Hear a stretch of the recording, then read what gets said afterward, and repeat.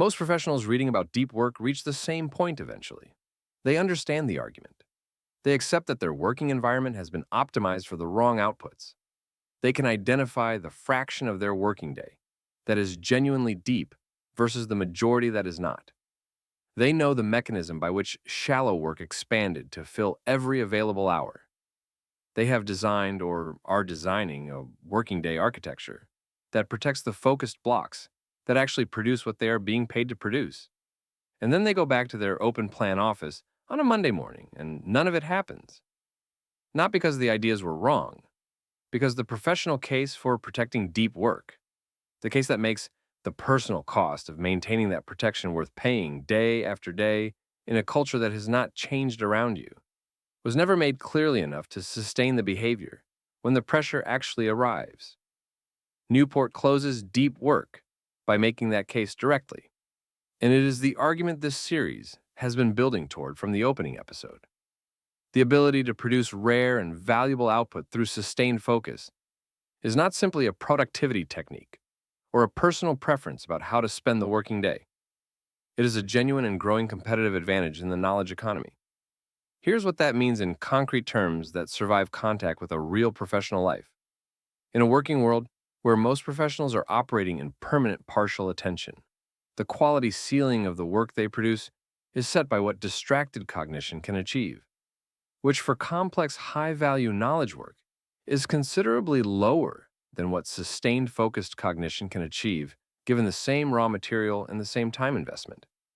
The professional who can regularly produce work at genuine cognitive depth is not competing with the average output of their field. They are competing with the average distracted output of their field.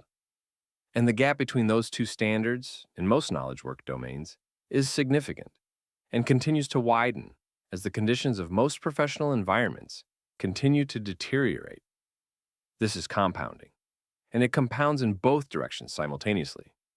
The professional who builds and protects a deep work practice across 5 years does not simply produce better individual outputs over those 5 years. They develop a skill that makes them progressively harder to replace, more capable of taking on the most cognitively demanding and therefore most professionally valuable work available to them, and better positioned to benefit from the opportunities that will increasingly go to the people who can actually do the work at the level the work requires. The professional who does not build that practice is not standing still by comparison. They are degrading. The capacity for sustained focus, as we established in episode 2, atrophies without deliberate practice in exactly the same way that it builds with it. A decade of distracted work at partial attention is not a neutral career outcome. It is a compounding deficit against the alternative version of that career that the same person could have built. Newport makes one final observation worth carrying out of this series. The best work of almost anyone's career has not been produced under conditions of constant availability, fragmented attention, and the ambient noise of an always-on professional culture.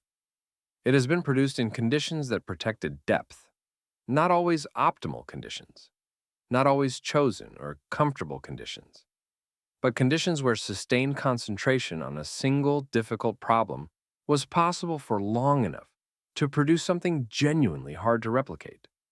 The architecture of modern work makes those conditions rare by default.